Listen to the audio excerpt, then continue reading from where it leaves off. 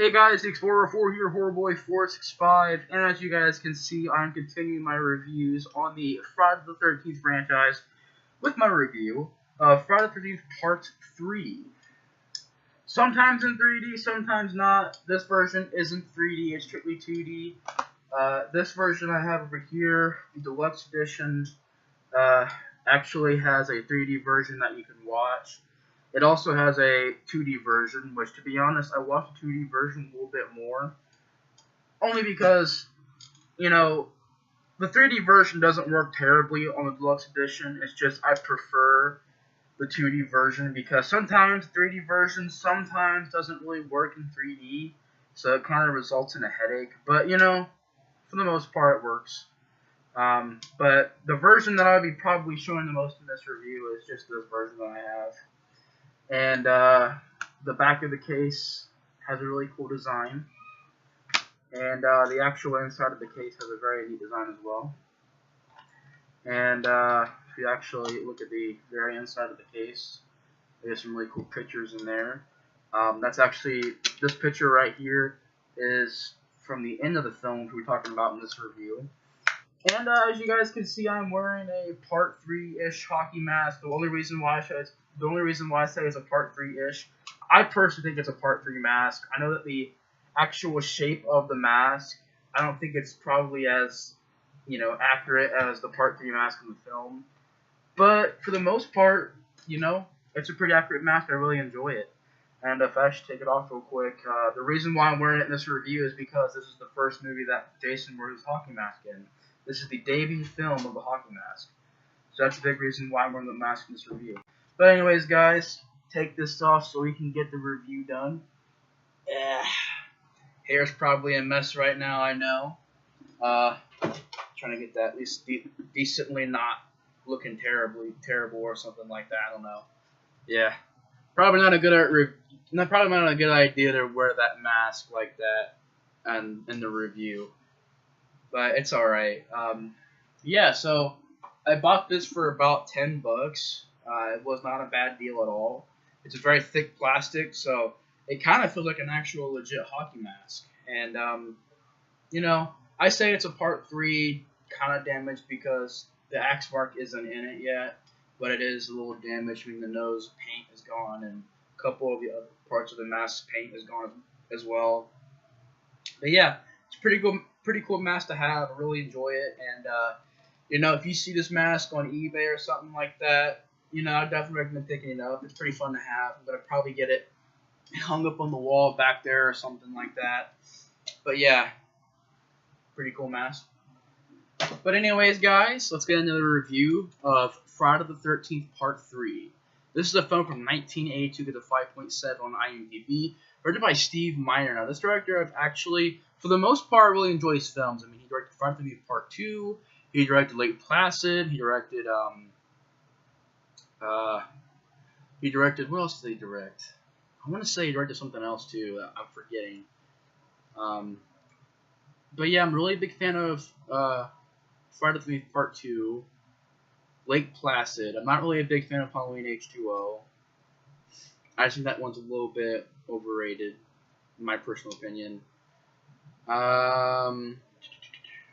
Warlock, forgot to mention that movie. House, forgot to mention that movie. But yeah, for the most part, Steve Miner directed some pretty good movies, for the most part. But this is a film that I still really enjoy. This is a movie that, is one of my favorites still. That's why it's going to be kind of weird reviewing these first 4 or 5 movies, because for me, they're all sort of on the same level, or on a similar level. They're just very well made, very well done slasher films with some decent characters, some really good effects, some really good kills, some really good pacing.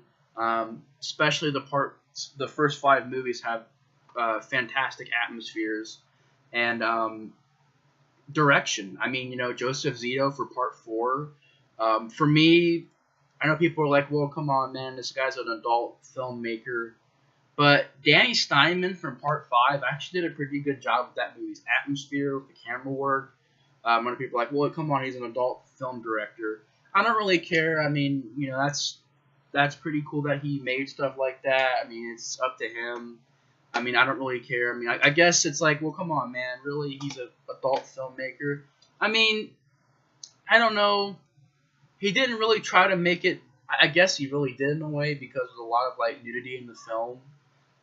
So it's got a lot of nudity in it. You can definitely tell that. But I don't know. Just I think on a professional director status, I think that Danny Steinman really did do his best to have that atmosphere and have the suspense and have the good. I think he also wrote the movie as well. No, he didn't actually. It was written by Martin Kutrosser, David Cohen, and one third writer. Danny Steinman did work on the screenplay though, along with Martin Kutrosser and David Cohen. But yeah, I mean, I don't know. I know I said before, it's like, oh boy, it's cool you made adult films. I didn't really make it sound like that, but you know, I mean, it's cool. I think what's cool about it is he came and he showed that he could make a legitimate film because, in my opinion, Part 5 is a very well made movie.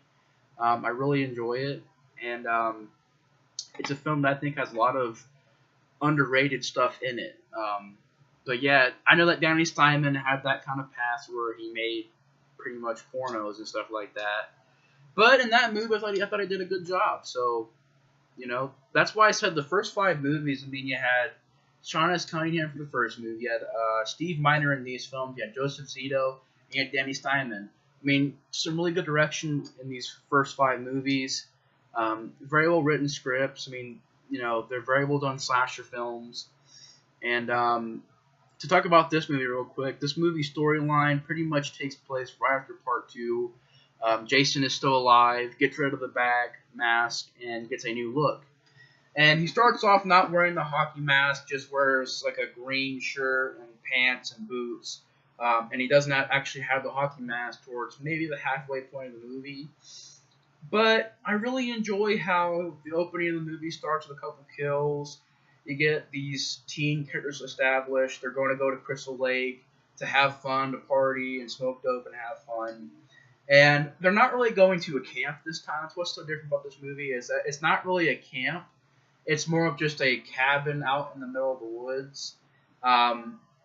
It's by Crystal Lake, though. There's a deck that leads out to Crystal Lake, and yeah, so they're still by the lake. It's just they're not really at a camp. So that's really different about this movie.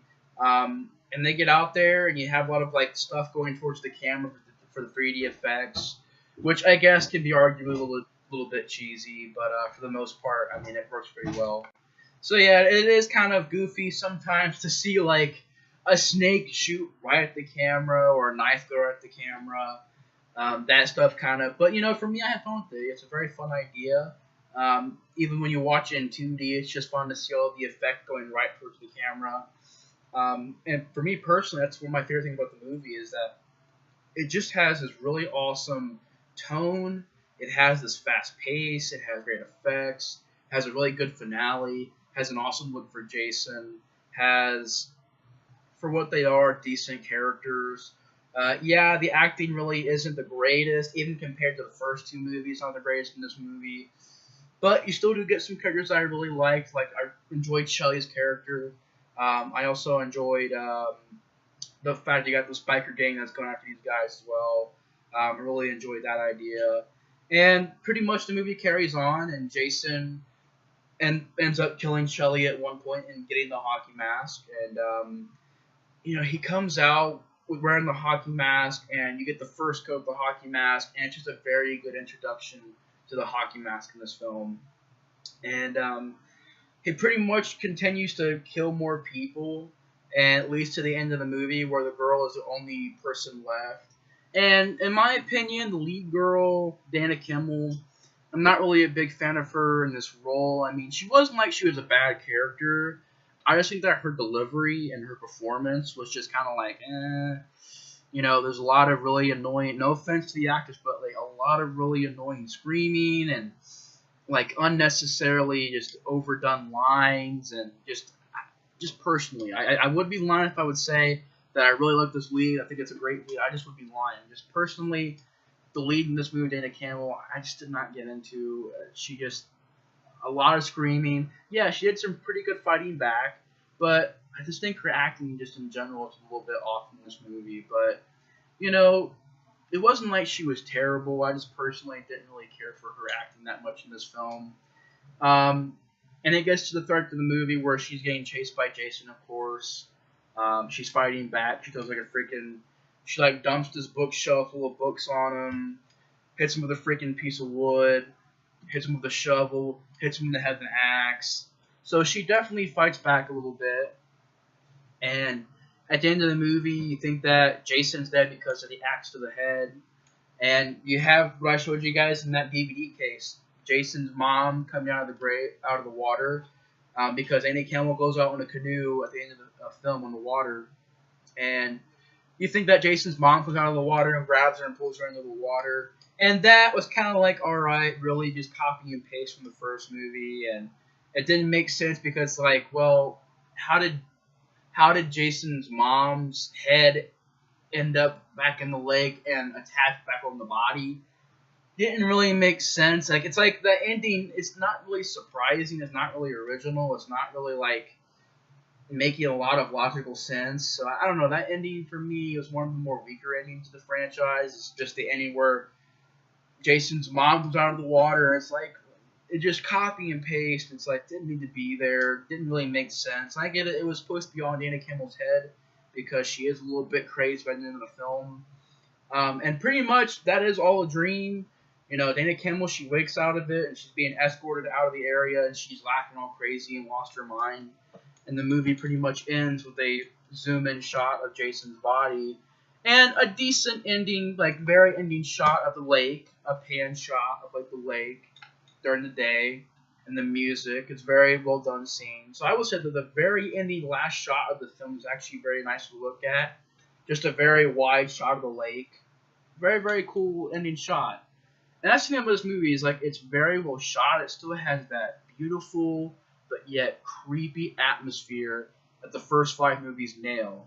Like it's beautiful during the day, but then it gets very creepy at night. It still has that. It has, for what they are, decent characters. The kills in the movie are actually pretty good. You have this guy gets freaking head crushed and his eyeballs shoot out to the camera. One person gets a pitchfork in the neck, another one gets a pitchfork in the chest. One person gets, like, this guy gets his freaking arm cut off by a machete and just getting chopped again and again. The Shelley character actually gets his throat slit. You actually have a really cool harpoon death scene where a harpoon gun shoots right into a girl's eyes. The very first kill of the hockey mask in the film. Very, very good introduction of the hockey mask.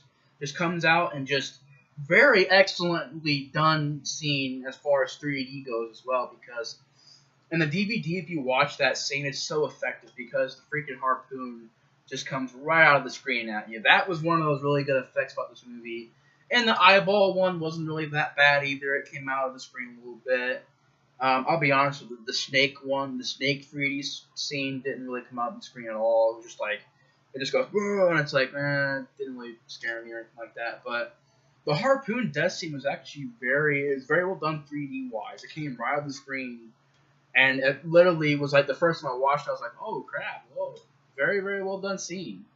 And I just love that shot of just the harpoon going right to the camera, even in 2D, and the girl just getting it right here in the eye and then falling in the water. Just a freaking awesome death scene. You also have a girl.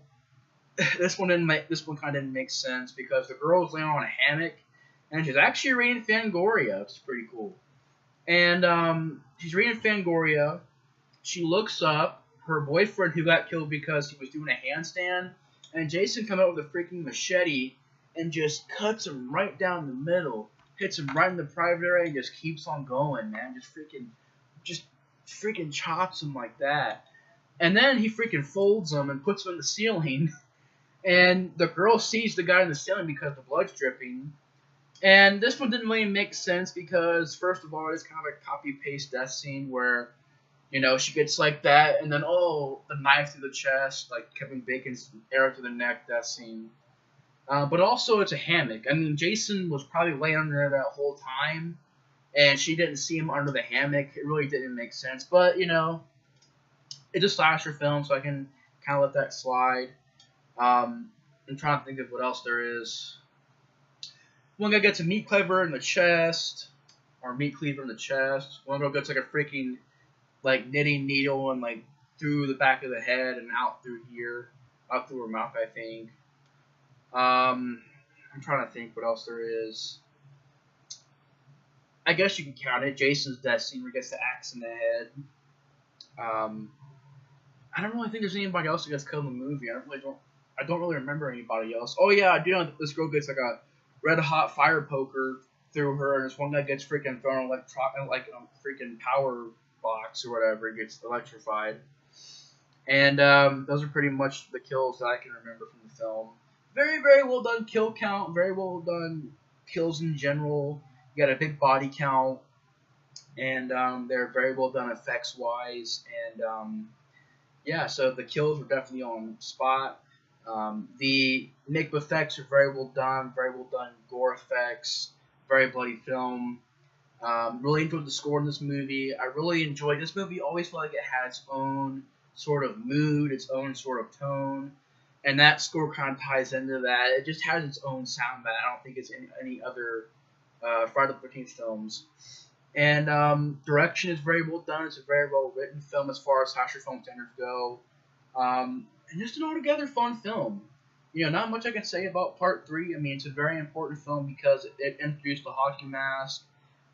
It's a very fun, you know, gimmicky film with the 3D stuff. And I don't know, just Part 3 is a very well made movie, very well made sequel. Kind of overrated. It's one that gets overrated. Kind of underrated because it gets overlooked a lot. I really enjoy it. It's definitely still a fun time. Still one of my favorites. Straightforward film. Not much more I can say about Part 3. I mean, it's just a very solid movie. Very well made. Very straightforward, very fast paced, very gory. A little bit of nudity in there, just a little bit. And yeah, I enjoyed Part 3. Has a good finale, has a good look for Jason, has the introduction of the hockey mask. Really enjoyed Part 3. So anyways, guys, thanks for watching my review of Friday the 13th Part 3 in 3D. And I'll see you guys in the next review. Bye, guys.